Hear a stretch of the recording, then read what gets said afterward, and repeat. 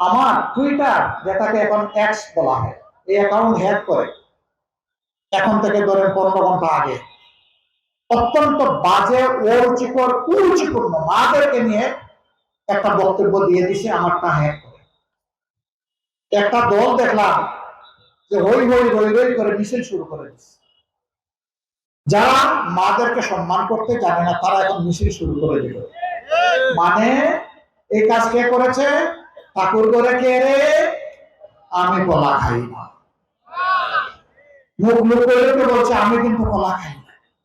ওই কলা অর্ধেক খাওয়া অবস্থায় বলতেছে। সাবধান করে দিচ্ছে, এ কাজ করবেন।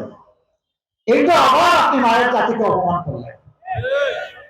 নবী করিম সাল্লাল্লাহু আলাইহি সাল্লাম আমাদের মাদেরকে সাথে নিয়ে যুদ্ধের ময়দানে যোদ্ধা হিসেবে নিয়ে গেছেন। সমাজের সর্বক্ষেত্রে তাদেরকে সুযোগ দিয়েছেন। আমি যে আমার মাকে বড় বন্দি করে রাখা, এই ক্ষেত্রে আমরা দেখবো না কোন মা কোন ধর্মের কোন দলের, আমরা দেখবো তার সেই যোগ্যতাটা আছে এবং তিনি দেশপ্রেমিক। এটা আমাদের জন্য তার হাতে তার যোগ্য কাজটি চলে যাবে ইনশাআল্লাহ। ধর্মে বর্ণে আমরা কোনো ভেদাভেদ করবো না। যোগ্য মানুষটি যোগ্য কাজ পাবে।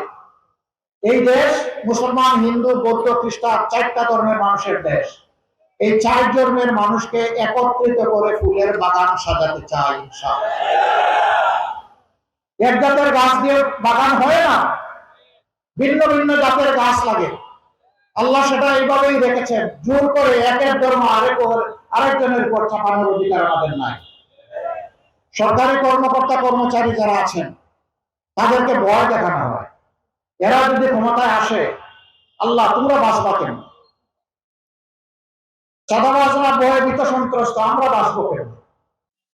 মা বোনদেরকে বিভিন্ন জায়গায় জিজ্ঞেস করা হয় কারে ভোট দিবেন। হয়তো সে তার পছন্দ মতো বললো যে আমি দাঁড়িপাল্লায় ভোট দিব। কেন দিবেন? ওই যে এখানে আমার ইজ্জত নিরাপদ থাকবে। আপনি মাথা গরম করে কি করবেন? আপনি মাকে সেই ইজ্জত দেন, তাহলে তারা আপনাকেই ভালোবাসবে, সমর্থন করবে। আপনি বেইজ্জত করবেন না, জোর করে আমার মায়ের সমর্থন নেবেন। আপনি কি আমার মায়ের জাতিকে বোকা পাচ্ছেন নাকি?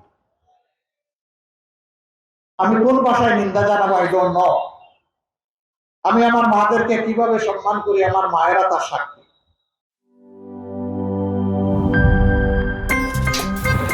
আমার একটা স্মার্ট সিদ্ধান্তে 25% গ্যাসের খরচ কমেছে। ভাবছেন কিভাবে? সাধারণ গ্যাস স্টোভ বদলে আমি এনেছি আরএফএল গ্যাস স্টোভ। এর সাইন্টিফিক নজল ও ব্রাস বার্নার ক্যাপ সমানভাবে তাপ ছড়িয়ে রান্না করে দ্রুত। তাই গ্যাসও বাঁচায় 25%, টাকাও বাঁচে 25%। আরএফএল গ্যাস স্টোভ, নিরাপদ ও গ্যাস সাশ্রয়ী।